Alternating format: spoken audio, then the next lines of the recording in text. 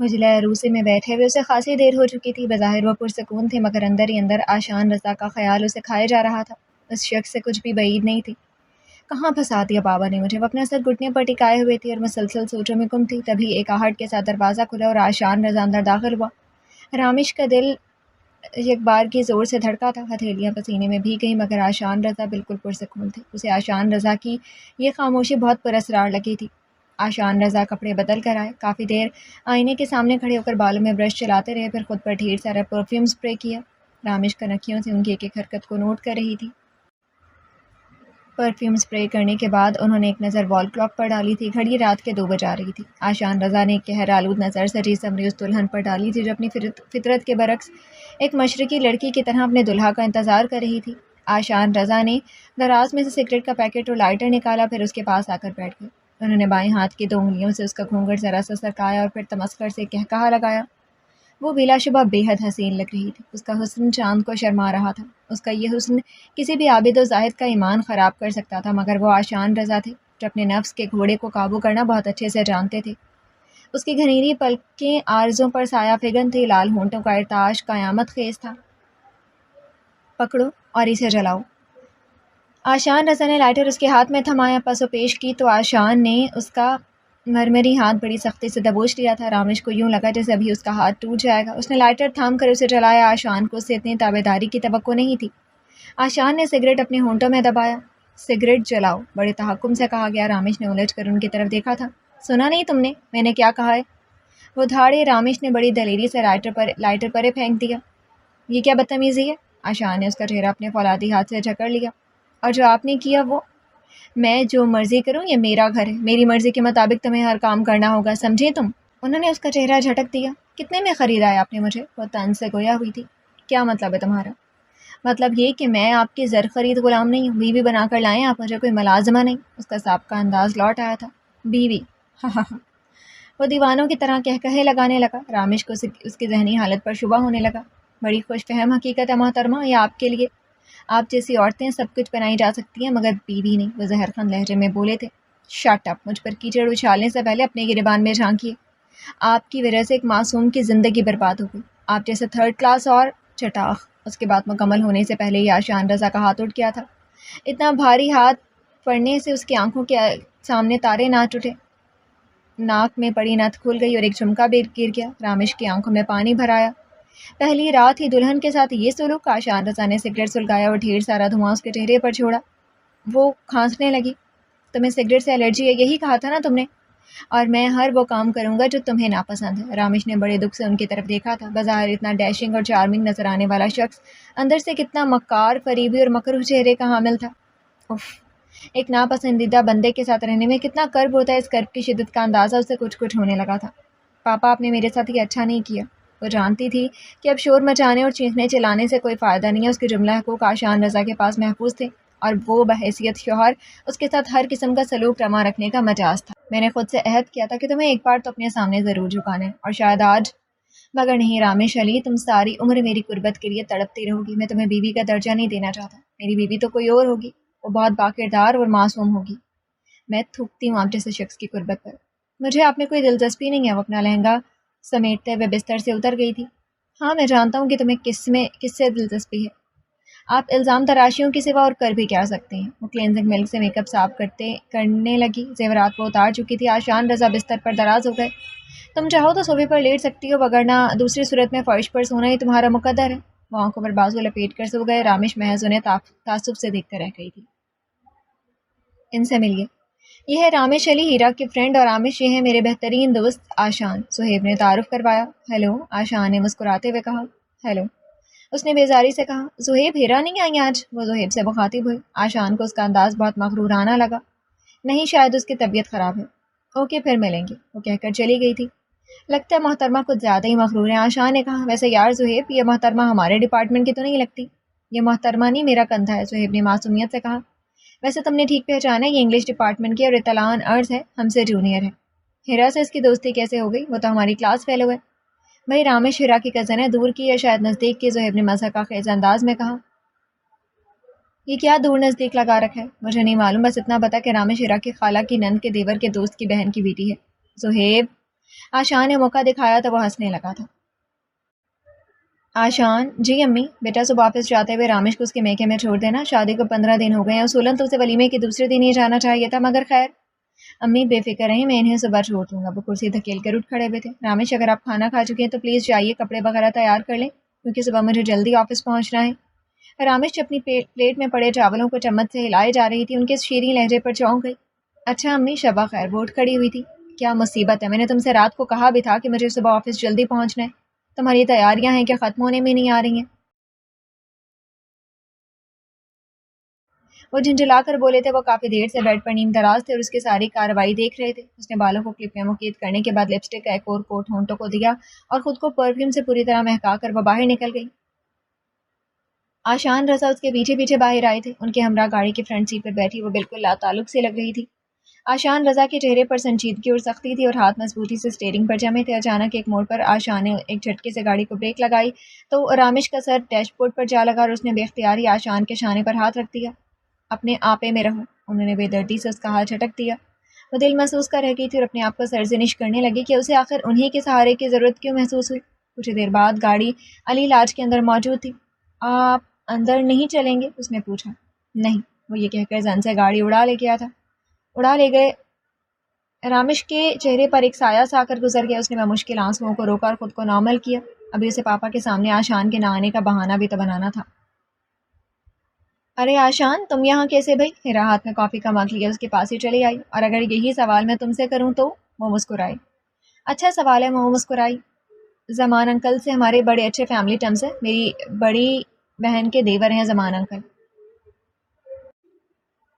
زمان uncle اور میرے father business partners ہیں، اس کے علاوہ فیملی فرینڈز بھی ہیں۔ اپنی وائف کی ڈیتھ کے بعد زمان انکل فرانس چلے گئے تھے۔ آشان نے کہا۔ اب فرانس چلے گئے تھے نا؟ آشان نے کہا۔ ہاں، اور اب شاید اسی لیے انہوں نے گیٹ ٹوگیدر کا اہتمام کیا کیونکہ وہ کافی عرصے بعد واپس لوٹے ہیں۔ یہاں کون سے مذاکرات ہو رہے ہیں بھائی؟ زہیب بھی ادھر چلا آیا تھا۔ زہیب، کتنی کافی پیو گے تم؟ کوئی چوتھا کپ ہے کہ تمہارا؟ محترمہ ہیرا صاحبہ، کیا آپ کو یہاں لوگوں کے کپ گننے پر رکھا ہوا ہے؟ زہیب نے منہ بنایا۔ اور ویسے تم سے کس نے کہا میرا یہ چوتھا کپ ہے؟ کیا اتنی کافی پی کر مجھے مرنا ہے؟ تم سے کچھ بعید نہیں ہے، ہیرا مسکرائی۔ زہیب چلو، تمہیں ہیرا کی امی بلا رہی ہیں۔ زہیب کی بڑی بہن ادھر آ گئی تھی۔ مجھے؟ خیریت؟ کیا ساس جی کو میرے بغیر کھانا ہضم نہیں ہو رہا؟ وہ شرارت سے بولا تھا۔ زہیب، تم میرے ہاتھوں ضائع ہو جاؤ گے، ہیرا نے کہا تو زہیب کہا لگاتے ہوئے آگے بڑھ گیا اور ہیرا کو بھی ساتھ گھسیٹ لیا۔ زہیب کی بچے، میری چوڑیاں ٹوٹ جائیں گی، ہیرا نے دہائی دی تھی۔ آشان رضا ان کی نوک جھونک پر محسوس ہوتے ہوئے مسکرا دیے تھے اور ابھی وہ آگے بڑھتے کہ کسی سے ٹکرا گئے تھے۔ اف، اللہ نے آپ کو آنکھیں دی ہیں تو انہیں اچھے سے استعمال بھی کیجیے۔ وہ رامش علی تھی۔ اس سے پہلے کہ آشان رضا کو جواب دیتے وہ چلی گئی تھی۔ ایک ہفتہ پلک جھپکنے میں گزر گیا۔ اس نے اپنا موڈ خوشگوار رکھنے اور خود کو خوش ظاہر کرنے کی بھرپور کوشش کی تھی۔ جانتی تھی کہ اس کے پاپا ہارٹ پیشنٹ ہے، اکلوتی بیٹی اگر خوش نہ ہوتے تو جانے کیا ہوتا۔ وہ اس وقت مسلسل سوچوں کے حصار میں گھری ہوئی تھی اور لان میں ٹہل رہی تھی جب آشان رضا کی گاڑی پورچ میں آ کر رکی تھی۔ آشان رضا گاڑی پارک کر کے اس کی طرف چلے آئے تھے۔ لگتا ہے آپ کو کسی کا انتظار ہے، آتے ہی طنز کیا۔ رامش نے یوں ظاہر کیا جیسے کچھ سنا ہی نہ ہو۔ چلو، میں تمہیں لینے آیا ہوں، وہ لہجہ سخت بناتے ہوئے بولا تھا۔ مجھے نہیں جانا، وہ تو نہ کر بولی تھی۔ مجھے بھی کوئی شوق نہیں ہے تمہیں لے جانے کا، مگر امی کا حکم میں ٹال نہیں سکتا۔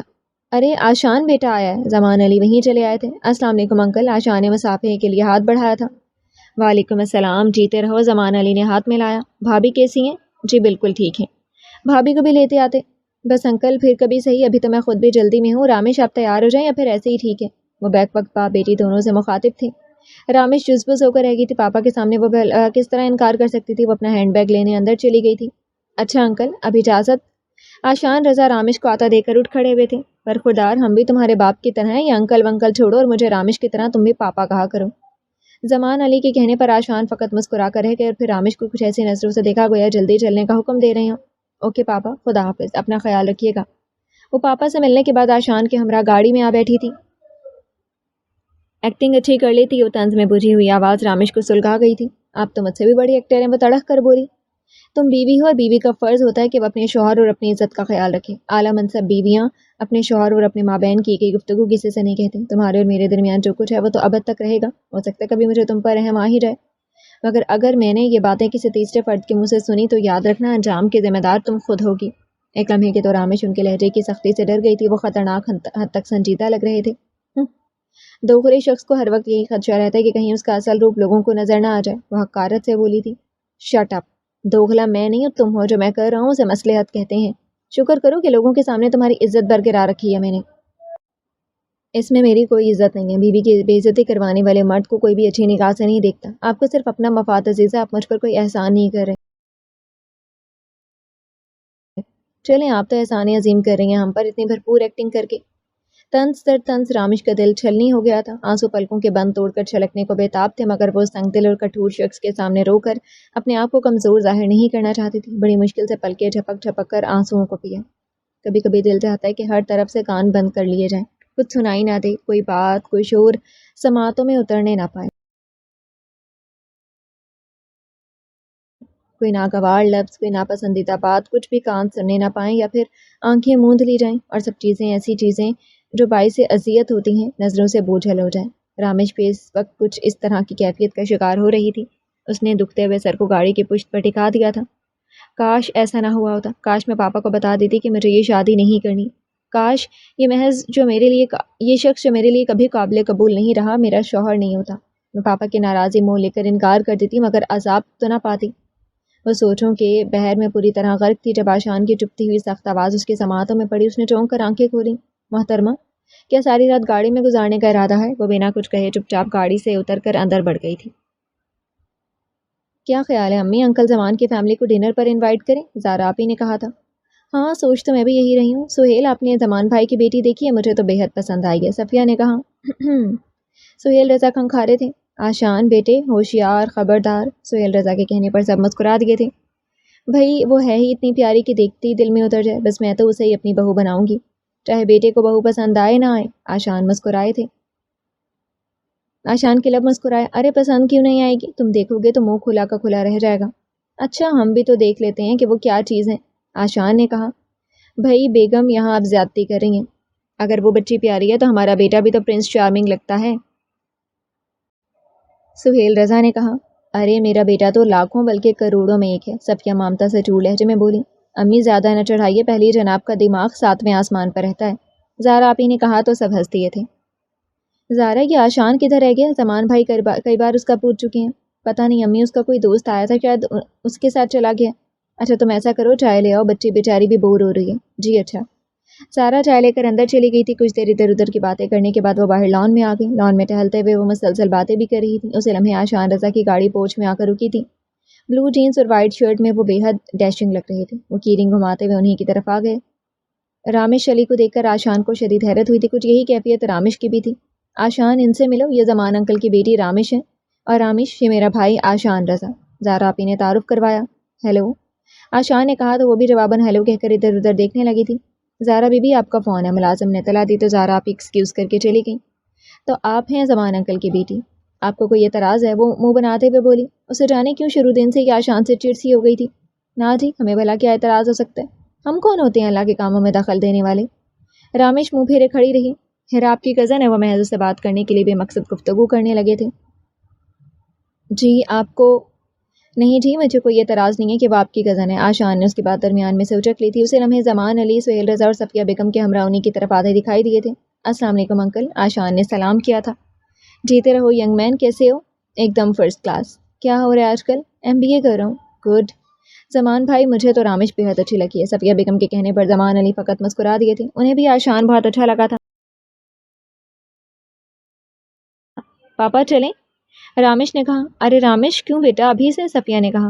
نہیں آنٹی، وہ دراصل مجھے کچھ کتابیں خریدنی تھی، رات ہونے والی ہیں، بک شاپس بند ہو جائیں گی۔ رامش بیٹی، ابھی تو تمہارے باپ کے ساتھ ہمیں شطرنج کی بازی لگانی ہے، سہیل رضا نے کہا۔ زمان بھائی، اگر آپ مناسب سمجھے تو رامش آشان کے ساتھ چلی جائے، صفیہ نے کہا۔ ہاں ہاں کیوں نہیں، رامش جذبز ہو کر رہ گئی، جبکہ آشان زیر لب مسکرا دیا تھا، اسے مجبوراً آشان کے ساتھ جانا پڑا تھا۔ کہاں چلیے گا؟ آشان نے ڈرائیونگ سیٹ سنبھالتے ہوئے کہا۔ جہنم میں، وہ چل کر بولی تھی۔ اوکے، یہ کہتے ہی آشان نے گاڑی کی رفتار تیز کر دی۔ ارے ایکسیڈنٹ کروائیں گی کیا؟ وہ دہل کر بولی تھی۔ سوری، مجھے جہنم میں جانے کا کوئی اور راستہ معلوم نہیں ہے، انہوں نے کندھے اچکاتے ہوئے کہا تو رامش منہ بنا کر باہر دیکھنے لگی تھی۔ آشان نے مسکراتے ہوئے کیسٹ پلیئر آن کر دیا تھا۔ چاند، ستارے، پھول اور خوشبو، یہ تو سارے پرانے ہیں، تازہ تازہ کلی کھلی ہے، ہم اس کے دیوانے ہیں۔ رامش منہ پھلائے باہر دیکھتی رہی۔ مس رامش علی، آپ مجھ سے اتنی خفا کیوں رہتی ہیں؟ مجھے کیا حق ہے آپ سے خفا ہونے کا؟ حق بھی مل جائے گا، وہ بڑبڑائے۔ رامش سن نہیں سکی تھی۔ باخدا اتنا برا نہیں ہوں میں جتنا آپ مجھے سمجھتی ہیں۔ میں نے کب کہا کہ آپ برے ہیں؟ اس نے لہجہ نرم بنایا۔ کہا نہیں، مگر آپ کے انداز سے لگتا ہے۔ میں خواہ لوگوں سے بے تکلف نہیں ہوتی۔ اچھی بات ہے، مگر چلیں چھوڑیں، آپ بتائیں کہاں سے کتابیں لینی ہیں؟ مجھے کچھ نہیں لینا۔ تو گویا آپ نے بہانہ بنایا تھا۔ جی نہیں، مجھے واقعی کتابیں خریدنی ہیں۔ تو ابھی تو آپ کہہ رہی تھی کچھ نہیں لینا۔ میں کل خود خرید لوں گی، مجھے کسی کا احسان لینے کا کوئی شوق نہیں ہے۔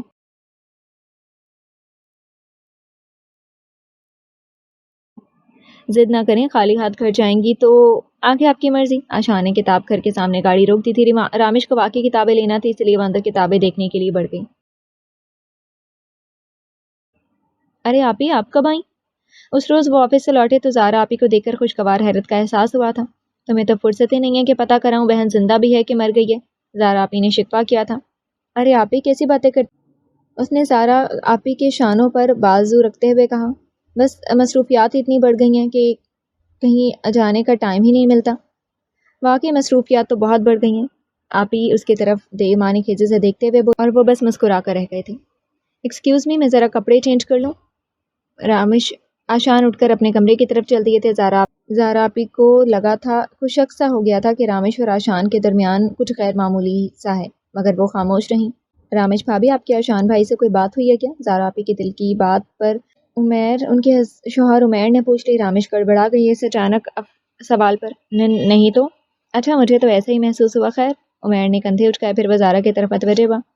زارا بھابھی، آشان بھائی کی شادی کے بعد کچھ زیادہ ہی سنجیدہ نہیں ہو گئے؟ ہاں شاید۔ رامش بھابھی بھی تو سنجیدہ سی رہتی ہیں۔ دراصل میں شروع سے ہی ایسی ہیں۔ اس کے بعد زارا آپی اور عمیر کافی دیر بیٹھے رہے تھے۔ زارا آپی کے بیٹے خرم کی پہلی سالگرہ تھی، اس لیے صفیہ کو زارا اپنے ساتھ ہی لے گئی تھی اور ساتھ ہی ان دونوں کو بھی تاکید سے آنے کا کہا تھا۔ ان سب کے جاتے ہی وہ اپنے آپ کو تنہا سا محسوس کرنے لگی تھی۔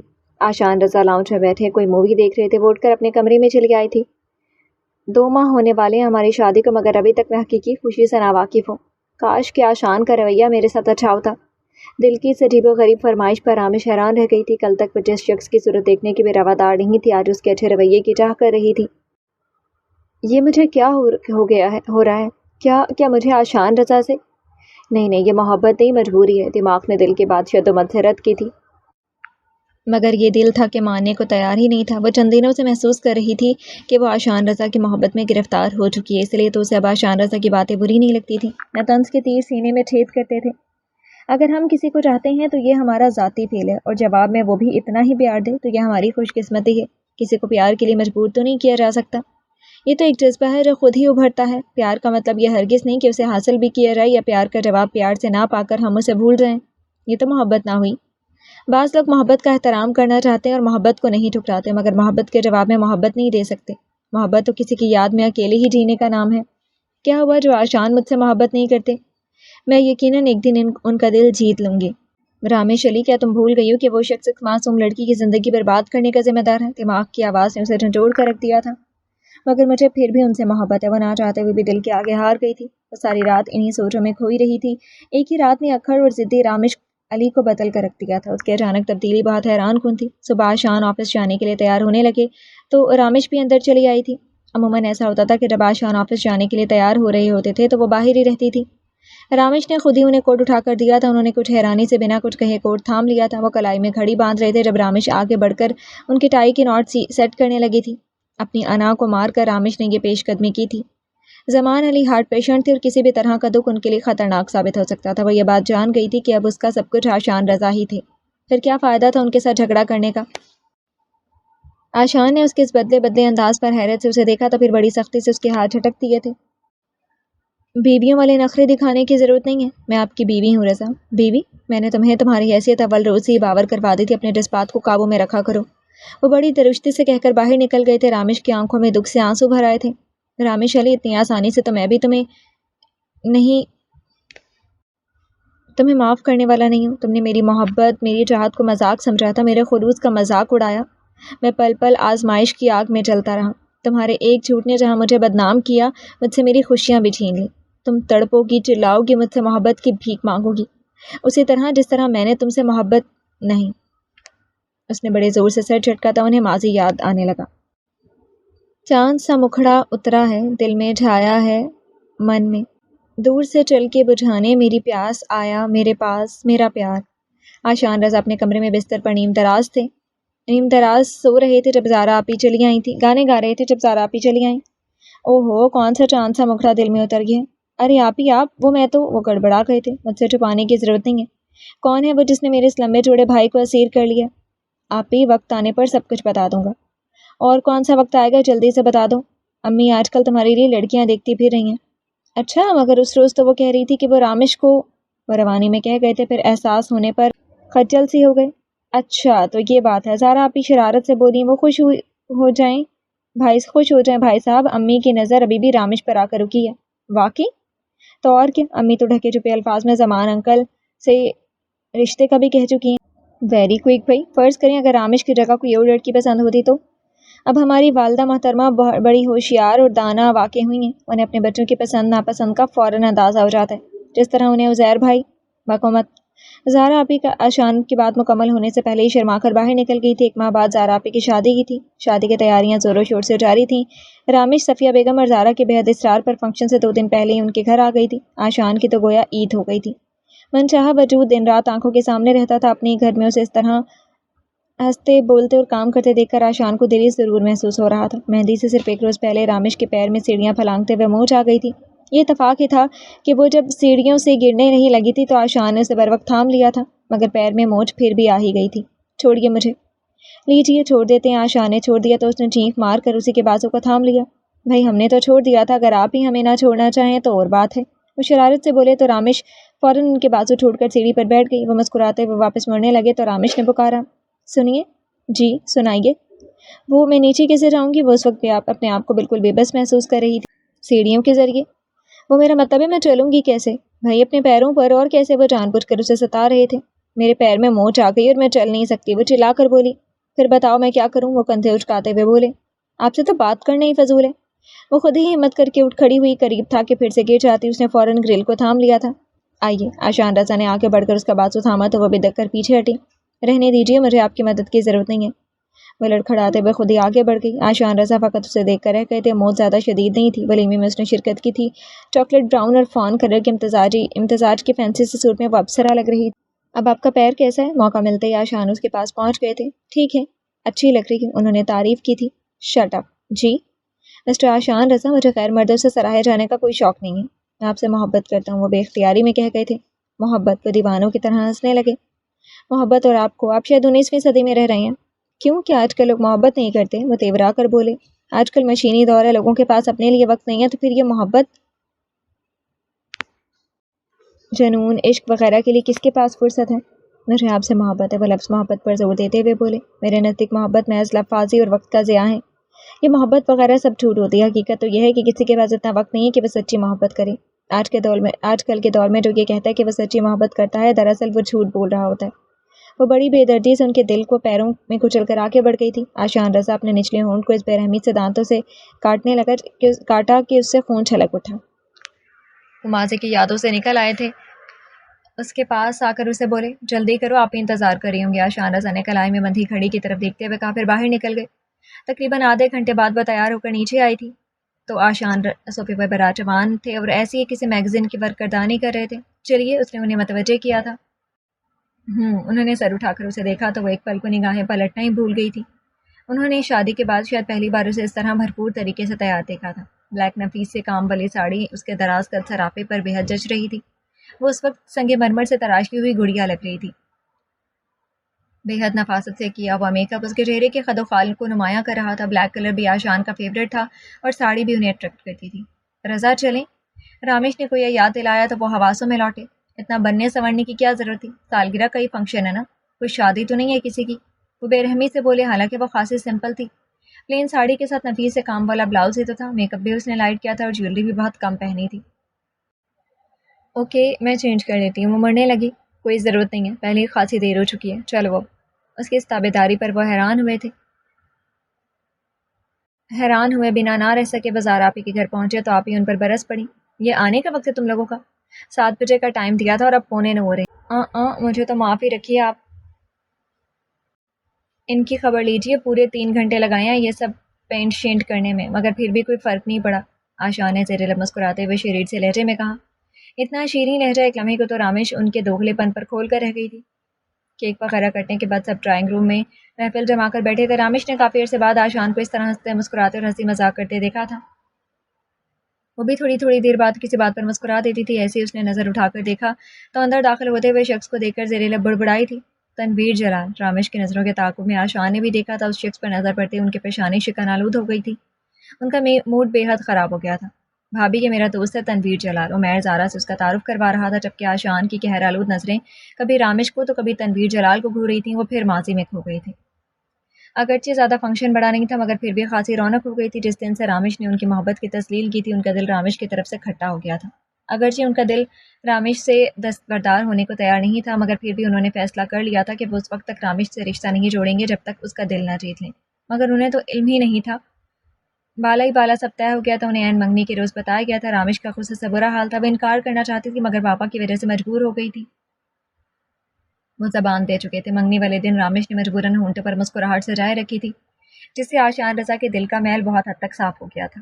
منگنی کے کچھ ہی عرصے بعد چند ایسے واقعات ہوئے جن کی وجہ سے آشان کا دل رامش کی طرف سے نفرت سے بھر گیا تھا۔ ایک بار انہوں نے رامش کو فون کر کے تیار ہونے کو کہا۔ دراصل وہ اسے اپنے ساتھ لنچ پر لے جانا چاہتے تھے۔ جس وقت وہ وہاں پہنچے، رامش کے ساتھ موجود ایک اجنبی شخص کو دیکھ کر دروازے میں ہی رکے۔ رامش، آر یو ریڈی؟ آشان کے کہنے پر وہ چونکی تھی۔ اوہ آپ چلیں؟ مگر کہاں؟ وہ انجان بنتے ہوئے بولی تھی۔ غالباً میں نے آپ کو فون کر کے بتا دیا تھا۔ سوری مسٹر آشان، میں تو اس وقت تنویر کے ساتھ جا رہی ہوں۔ اپنی اس تسلیل پر آشان کا خون کھول اٹھا تھا۔ آپ کی تعریف؟ تنویر نے آشان سے پوچھا۔ آشان صاحب پاپا کے فرینڈ کے بیٹے ہیں، رامش بول پڑی۔ آپ بھول رہی ہیں کہ میرا آپ سے ایک اور تعلق بھی ہے، انہوں نے گویا جتایا تھا۔ میں اس نام نہاد بندھن کو نہیں مانتی۔ چلو تنویر چلتے ہیں۔ وہ تنویر کی ہمراہی میں باہر کی طرف بڑھی، جاتے جاتے آشان رضا کی طرف بڑھتی۔ مائنڈ اٹ آشان رضا، منگنی سے زیادہ بودا اور کچا تعلق شاید ہی کوئی اور ہو۔ وہ چلی گئی جبکہ آشان رضا سر سے پیر تک تعصب سے سلگ کر رہ گئے تھے۔ ایک بار ایسا ہوا کہ آشان اپنے کسی دوست کے ساتھ ریسٹورانٹ میں بیٹھے تھے جب انہیں سامنے ایک ٹیبل پر رامش اور تنویر جلال بیٹھے ہوئے نظر آئے۔ تنویر کی کسی بات پر رامش بے تحاشا ہنس رہی تھی۔ آشان رضا کو اس وقت شدید غصہ آیا جب رامش نے ان کی طرف دیکھ کر منہ پھیر لیا تھا، یعنی اس کی نظر میں ان کی کوئی اہمیت ہی نہیں تھی۔ رامش کے اس رویے اور پھر تنویر جلال کے درمیان میں آمد نے آشان کو سنجیدگی سے سوچنے پر مجبور کر دیا تھا۔ رامش کا انہیں مسلسل نظر انداز کرنا اور پھر تنویر جلال کے ساتھ آزادانہ گھومنا پھرنا آشان کو سلگا گیا تھا۔ ایک بار آشان نے رامش اور تنویر جلال کو سڑک کے کنارے ایک آئس کریم پارلر کے پاس آئس کریم کھاتے دیکھا تھا۔ وہ چند دنوں سے شدید ٹینشن کا شکار تھے۔ اس وقت جانے انہیں کیا ہوا، وہ بجلی کی تیزی سے گاڑی سے نکلے تو رامش کے بازو سے پکڑ کر اپنے ساتھ لے آئے تھے۔ یہ کیا حرکت ہے، وہ چلائی تھی۔ آشان رضا نے کوئی جواب نہیں دیا۔ آشان رضا، میں کہتی ہوں مجھے چھوڑو، کہاں لے جا رہی ہو مجھے؟ وہ اپنے بازو چھڑوانے میں ہلکان ہوئی جا رہی تھی۔ ادھر ادھر کے لوگ رامش کے چلانے پر متوجہ ہو رہے تھے مگر اس سے پہلے کہ انہیں کچھ سمجھ لگتی، آشان نے اسے گاڑی میں زبردستی بٹھایا اور زن سے گاڑی سٹارٹ کر دی۔ رامش غصے سے دانت پیس کر رہ گئی۔ گاڑی روکیے مسٹر رضا ورنہ میں چلتی گاڑی سے چھلانگ لگا دوں گی۔ بس اد شوق، وہ جل کر بولے تو رامش نے چلتی گاڑی کا دروازہ کھول دیا۔ آشان نے برق رفتاری سے اس کا بازو تھام کر اسے اپنی طرف کھینچا تھا۔ تم واقعی بہت بے وقوف اور جذباتی ہو، وہ سنجیدگی سے بولے تھے۔ چھوڑے مجھے۔ وہ کسمسائی پوزیشن یہ تھی کہ آشان کا ایک ہاتھ اسٹیئرنگ پر تھا جبکہ دوسرے ہاتھ سے انہوں نے رامش کی کلائی تھام رکھی تھی۔ آپ مجھے کیوں لائیں یہاں؟ آپ مجھے کیوں لائیں ہیں؟ تم آج کے بعد مجھے اس شخص کے ساتھ نظر آئیں تو یاد رکھنا مجھ سے برا کوئی نہیں ہوگا۔ کون؟ کس کی بات کر رہے ہیں آپ؟ وہی جس کے ساتھ تم گھومتی پھرتی ہو۔ اوہ تو یہ بات ہے، اتنی معمولی سی بات پر؟ یہ معمولی بات نہیں ہے۔ انہوں نے اس کی بات کاٹی۔ بعض اوقات معمولی باتیں بڑے غیر معمولی نتائج برآمد کرتی ہیں۔ یہ میرا ذاتی معاملہ، آپ کو مداخلت کرنے کی کوئی ضرورت نہیں ہے۔ وہ تنک کر بولی۔ تم؟ ہمارے غصے کے دانت پیس کر رہ گئے۔ آپ مجھے اغوا کر کے لے جا رہے ہیں؟ آپ سے مجھے یہی امید تھی۔ اگر ذرا سی بھی خیرت ہے تو آپ مجھے میرے گھر چھوڑ دیجیے۔ وہ خود ہی اندازہ لگا رہی تھی، یا وحشت تم مجھے اتنا گرا ہوا سمجھتی ہو؟ ان کی کن پٹیاں سلگ اٹھی۔ انہوں نے اسے فوراً سے پیشتر علی راج کے سامنے اتار دیا تھا۔ اس واقعے کے چند دن بعد ایک عجیب و غریب بات ہوئی۔ آشان رضا جو یونیورسٹی کے لائق اسٹوڈنٹس میں سے ایک تھا اور جن کے تمام اساتذہ تعریف کرتے تھے، آج پرنسپل نے ان کی تذلیل کر دی تھی۔ مسٹر آشان رضا، یونیورسٹی پڑھنے کی جگہ ہے۔ اگر آپ کو عشق کرنا ہے تو کہیں اور جا کر کیجیے۔ کیا مطلب سر؟ میں سمجھا نہیں۔ یہ سب کیا ہے؟ پرنسپل نے چند خطوط اور کارڈز ان کی طرف اچھالے۔ آشان حیران رہ گئے۔ سب کارڈز اور خطوط ان کی طرف سے عالیہ کو لکھے گئے تھے۔ اتنے بیہودہ اشعار اور مکالمے پڑھ کر تو ان کا اپنا دماغ چکرا کر رہ گیا تھا۔ سر یہ میرے نہیں ہیں، لکھائی 100% آپ ہی کی ہے، مگر یہ میں نے نہیں لکھی، کسی اور کی لکھائی بھی تو میری جیسی ہو سکتی ہے۔ اچھا، بڑا اتفاق ہے کہ نام بھی آپ ہی کا ہے، پرنسپل نے تمسخر اڑایا تھا۔ سر آپ کو غلط فہمی ہوئی ہے یہ؟ Shut up. مجھے کوئی غلط فہمی نہیں ہوئی. مس عالیہ کے علاوہ اور بھی بہت سے لوگوں نے گواہی دی ہے کہ آپ مسلسل انہیں خطوط وغیرہ لکھتے رہے ہیں. آپ کو معلوم ہے کہ آپ کی اس گھٹیا حرکت کی وجہ سے اس معصوم لڑکی کی منگنی ٹوٹ گئی ہے. لیکن سر میں نہیں جانتا کہ یہ عالیہ کون ہے. مسٹر آشان جھوٹ مت بولیے. آپ کو لاسٹ وارننگ دی جاتی ہے اگر آئندہ آپ نے اس لڑکی کو تنگ کیا تو. پلیز سر یہ مجھ پر الزام ہے. خیر اب آپ جا سکتے ہیں. پرنسپل کے کہنے پر بادام پیستے ہوئے باہر نکل آئے تھے. سامنے انہیں رامش نظر آئی تھی جو ایک روتی سی سکتی لڑکی کو دلاسا دے رہی تھی. وہ یقیناً عالیہ ہی تھی. اوہ تو یہ تمہاری سازش ہے رامش علی. انہوں نے ایک دو بار رامش کو عالیہ کے ساتھ دیکھا تھا. عالیہ یقیناً رامش کے ساتھ ہی پڑتی تھی. جس بات کا انہیں سب سے زیادہ افسوس تھا وہ یہ کہ انہوں نے مسلسل محنت سے یونیورسٹی میں جو مقام بنایا تھا وہ ختم ہو گیا تھا. وہ پوری یونیورسٹی میں بدنام ہو کر رہ گئے تھے. ان کے قصے زبان زد عام ہو چکے تھے. انہیں دنوں زمان علی کو ہارٹ اٹیک ہو گیا تو سب ان کے پریشانی میں گر گئے. سہیل رضا شہر سے باہر گئے ہوئے تھے. جس روز زمان علی ہاسپٹل سے ڈسچارج ہو کر گھر آئے اسی دن سہیل رضا کے روڈ ایکسیڈنٹ میں انتقال کی خبر نے رضا ہاؤس کے در و دیوار کو ہلا کر رکھ دیا. زمان علی اور صفیہ بیگم کی خواہش کا احترام کرتے ہوئے آشا نے سہیل رضا کی پہلی برسی کے بعد ہی رامش سے شادی کر لی. رضا رضا رضا پلیز اٹھیں. وہ انہیں جھنجھوڑتے ہوئے چلائی. کیا ہوا؟ کیا بات ہے؟ وہ گہری نیند سے ہڑبڑا کر اٹھ بیٹھے تھے. وہ پاپا ہارٹ اٹیک. وہ رونے لگی تو آشان فوراً اٹھ کھڑے ہوئے. صبح سویرے علی علاج سے ملازم نے فون پر زمان علی کے ہارٹ اٹیک کی اطلاع دی تھی. جب وہ رامش کے ہمراہ ہاسپٹل پہنچے تو بہت دیر ہو چکی تھی. ہارٹ اٹیک جان لیوا ثابت ہوا تھا. زمان علی 3 گھنٹے مسلسل زندگی اور موت کی کشمکش میں رہنے کے بعد زندگی کی بازی ہار گئے تھے. پاپا پاپا پلیز آنکھیں کھولیں. پاپا دیکھیں آپ کی جان آپ کی بیٹی رامش آئی ہے. پاپا آپ بولتے کیوں نہیں ہیں؟ پاپا پاپا پلیز آنکھیں کھولیں. وہ زمان علی کے سرد وجود کو جھنجھوڑتے ہوئے چلائی. رضا پاپا بولتے کیوں نہیں ہیں؟ مجھ سے خفا ہیں کیا؟ وہ زیانوں کی طرح وہ دیوانوں کی طرح جیسے باتیں کرنے لگی تھی. زمان علی کا سرد وجود کب کا وہاں سے جا چکا تھا. رضا وہ پاپا کو لے جا رہے ہیں. رضا انہیں روکیں پلیز. رضا پاپا کو جانے مت دیں. وہ آشان کا گریبان تھام کر چلائی تھی. رامش ہوش کرو رامش. انہوں نے اسے شانوں سے تھام لیا. وہ انہیں کے بازوں میں بے ہوش ہو گئی تھی. زمان علی کو گزرے ہوئے 1 ماہ ہو چکا تھا. رامش کے لبوں پر گویا کفل لگ گئے تھے. صفیہ بیگم ہر وقت اس کے دل جوئی میں لگی رہتی تھی. زارا بھی اکثر آ جاتی تھی. کبھی کبھار عمیر بھی ساتھ ہوتا تھا. اس کی چٹکلوں سے وہ کافی بہل جاتی تھی. آشان کا رویہ عجیب سا ہی تھا. وہ طنز کرتے تھے نہ ہی کوئی دکھ دینے والی بات کرتے تھے. بس ہر دم خاموش سے رہتے تھے. آفس میں کام بھی بڑھ گیا تھا. ساتھ انہیں زمان انٹرپرائزز کی دیکھ بھال بھی کرنی پڑتی تھی. زمان علی کے 40ویں پر صفیہ بیگم نے قرآن خوانی کا اہتمام کیا تھا. غریبوں میں لنگر بھی تقسیم کیا تھا. آشان سارا انتظام سنبھالنے میں لگے رہے تھے. آشان. رات کو جب وہ تھک ہار کر کمرے کی طرف بڑھ رہے تھے تو صفیہ بیگم نے اسے پکارا. جی امی. بیٹا مجھے تم سے کچھ بات کرنی ہے. جی. وہ ان کے ہمراہ صوفے پر بیٹھ چکے تھے. زمان بھائی کی موت کے بعد رامش کی بہت بری حالت ہے. جو حالت ہے وہ تمہارے سامنے ہے. بیچاری شروع سے ہی غموں کا شکار رہی ہے. 3 سال کی تھی جب ماں چھوڑ گئی. جب باپ کا غم. انہوں نے سرد لہجے میں آشان کے لب بھینچے ہوئے تھے. وہ بڑی سنجیدگی سے صفیہ کی گفتگو سن رہے تھے. یقیناً میں ماں ہوں اور ماں اپنے بچوں کی رگ رگ سے واقف ہوتی ہے. بچے کی ذرا سی جنبش ذرا سی حرکت کو بھی وہ جان لیتی ہے. اللہ نے ماں کو ایسی قوت عطا کی ہے جس کے ذریعے وہ اپنے بچوں کے دلوں میں چھپے بھید تک جان لیتی ہے.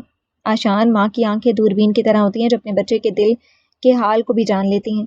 تم کیا سمجھتے؟ مجھے کچھ معلوم نہیں ہے. میں بھی ایک ماں ہوں. سب جانتی ہوں. مجھے پتا ہے کہ تمہارے اور رامش کے مابین ایسا کوئی تعلق نہیں ہے جس سے دلوں میں ایک دوسرے کے لیے محبت کے سوتے پھوٹتے ہیں. وہ ذرا سا رکی تھیں. آشان سر جھکائے زمین کو گھورے جا رہے تھے. میں نہیں جانتی کہ تم دونوں کی اس اجنبیت کے پیچھے کون سا محرک ہے. بیٹا اگر کوئی بات ہے تو اسے ایک دوسرے سے ڈسکس کرنا چاہیے. ہر بات کو صاف کرنا چاہیے. ہو سکتا ہے تم دونوں میں سے کوئی ایک غلط فہمی کا شکار ہو یا پھر دونوں کو ہی غلط فہمی ہو گئی ہو. میرا مقصد تمہیں شرمندہ کرنا نہیں بلکہ اس رشتے اور تعلق کی اہمیت کا احساس دلانا ہے جو تم نے اللہ اور رسول کو گواہ بنا کر قائم کیا تھا. اگر تمہیں کوئی غلط فہمی ہو گئی ہے تو فوراً اس کی پڑتال کرو کہ آیا وہ درست ہے یا نہیں. رامش آج کل جس صدمے سے گزر رہی ہے ایسے میں اسے تمہاری محبت اور سہارے کی ضرورت ہے ورنہ وہ ٹوٹ کر بکھر جائے گی. تم سمجھ رہے ہو نا میری بات؟ جی امی. جاؤ اب آرام کرو. صفیہ کے کہنے پر وہ چپ چاپ اٹھ کر کمرے میں چلے آئے. رامش سو رہی تھی. وہ کافی دیر اس کے چہرے پر نظریں مرکوز کیے کھڑے رہے تھے. وہ شاید روتی رہی تھی. گالوں پر آنسوؤں سے لکیریں سی پڑ گئی تھی. کتنی کمزور اور زرد ہو گئی تھی وہ. سبھی چہرے پر زردیاں کھنڈی تھیں. انہیں اپنی زیادتی کا احساس شدت سے ہونے لگا تھا. بہرحال وہ ان کی اولین چاہت اور محبت تھی. وہ لاکھ اس سے نفرت کا اظہار کرتے اور اس سے خراب رویہ رکھتے مگر ان کے دل میں اب بھی اس کے لیے ویسی ہی محبت تھی. بچوں مجھے بہت افسوس ہوا ماموں کی ڈیتھ کا سن کر. میں UK میں تھا. پچھلے 1 ماہ سے کل ہی لوٹا ہوں. جو اللہ کو منظور. ہم اس کے کاموں میں کیسے دخل دے سکتے ہیں؟ وہ بھرتے ہوئے بولی. دوپٹے کے پلو سے آنسوؤں کو رگڑ ڈالا. آشان بھائی گھر پر نہیں ہیں؟ نہیں آفس میں ہوں گے. بچوں اپنا خیال رکھیے گا. میں پھر آؤں گا. وہ اٹھ کھڑا ہوا. نہیں تنویر پلیز تم دوبارہ یہاں مت آنا. وہ کچھ جھجک کر بولی تھی. جانتی تھی کہ آشان کو تنویر سے چڑ تھی مگر بچوں کیوں؟ بھائی ہوں میں آپ کا. ہاں مگر سگے بھائی اور پھوپھیزاد بھائی میں بہت فرق ہوتا ہے، تم سمجھ رہے ہو نا؟ بچوں میں صرف اتنا جانتا ہوں کہ آپ میری بہن ہے اور میں آپ کا بھائی. بہن بھائی کو ملنے سے کوئی نہیں روک سکتا. مگر تنویر وہ رامش کی بات مکمل ہونے سے پہلے ہی آشان رضا اندر داخل ہوئے تھے. السلام علیکم آشان بھائی. تنویر جلال نے مسافے کے لیے ہاتھ بڑھایا جسے آشان نے بڑی گرم جوشی سے تھام لیا تھا.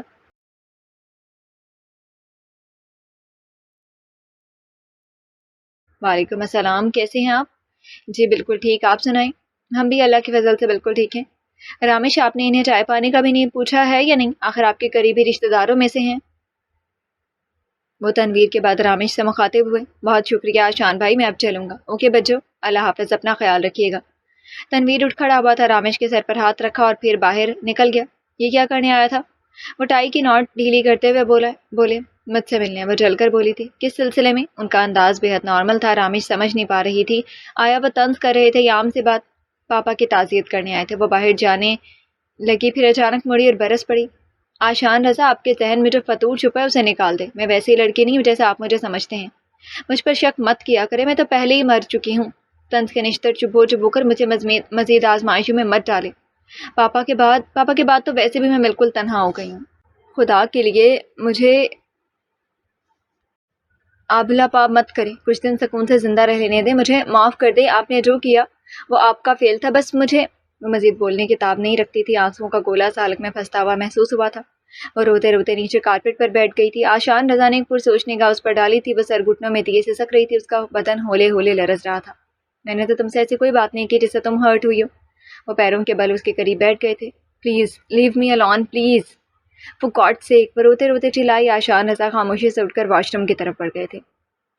چلیں اب؟ آشان نے کوئی دوسری بار اسے پوچھا تھا. رامش بڑی بے دلی سے تیار ہوئی تھی، ساتھ ہی حیران بھی تھی کہ آشان نے اسے خود تیار ہونے کو کہا تھا. پاپا کی ڈیتھ کے بعد اس نے سجنا سنورنا بالکل چھوڑ دیا تھا، مگر آج آشان کے تحکمانہ انداز پر اسے تیار ہونا پڑا تھا.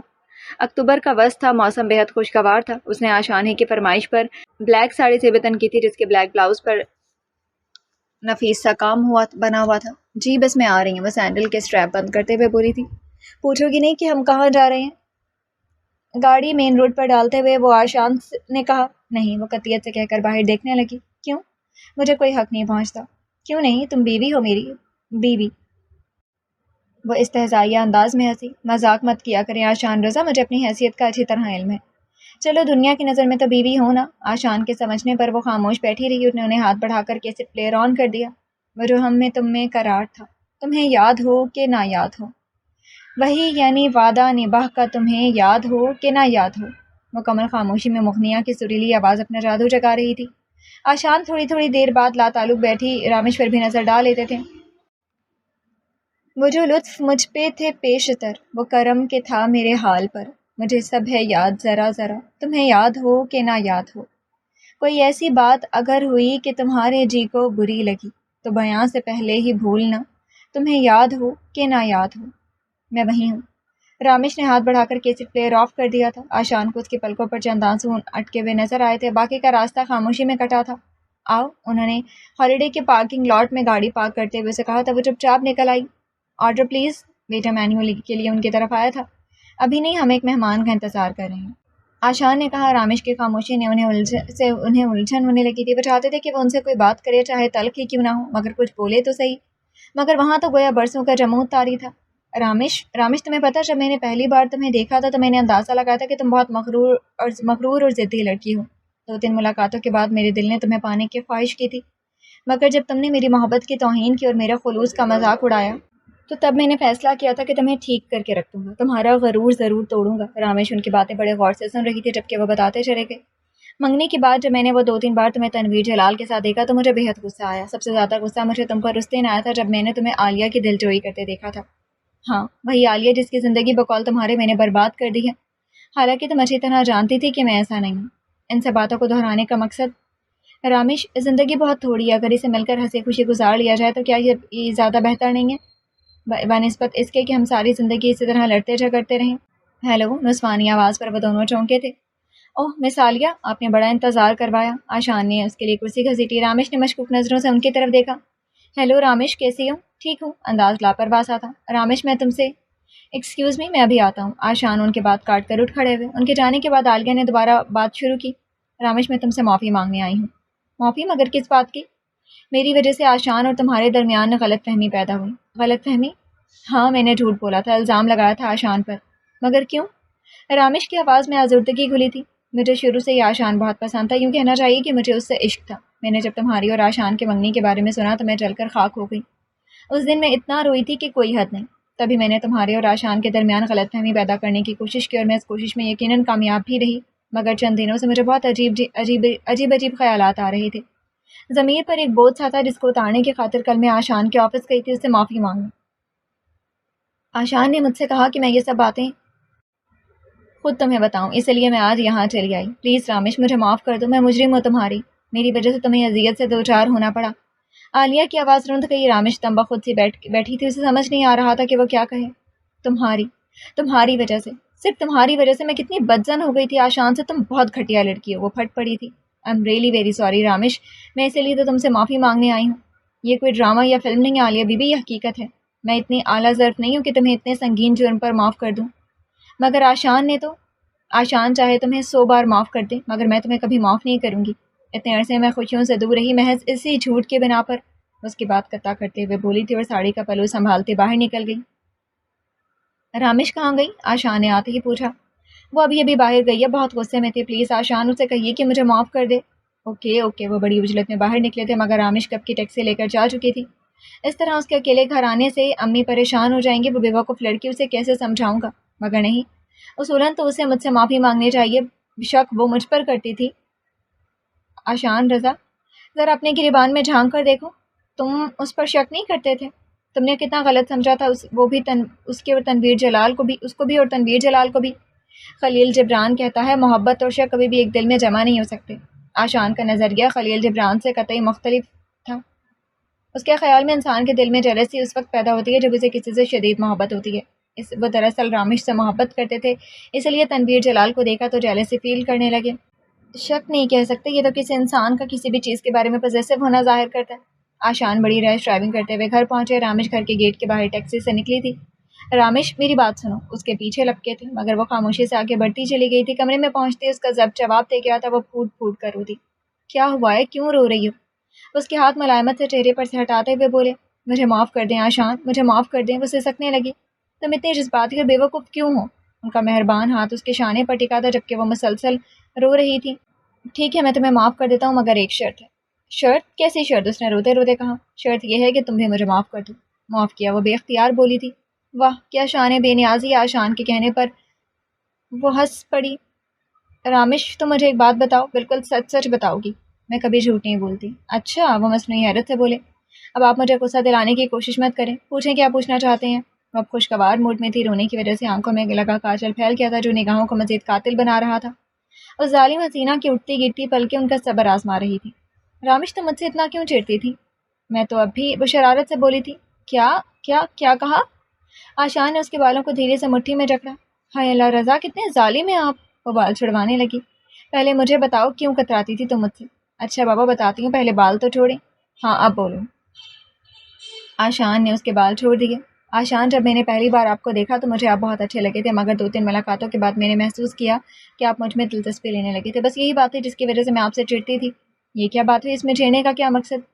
میں نے یہ عہد کیا تھا کہ کبھی اس شخص کی حوصلہ افزائی نہیں کروں گی جو خود سے میری طرف پیش قدمی کرے گا۔ میں کسی ایسے شخص سے شادی کرنا چاہتی تھی جو مجھے خود سے لفٹ نہ دے، مغرور اور انا پرست ہو۔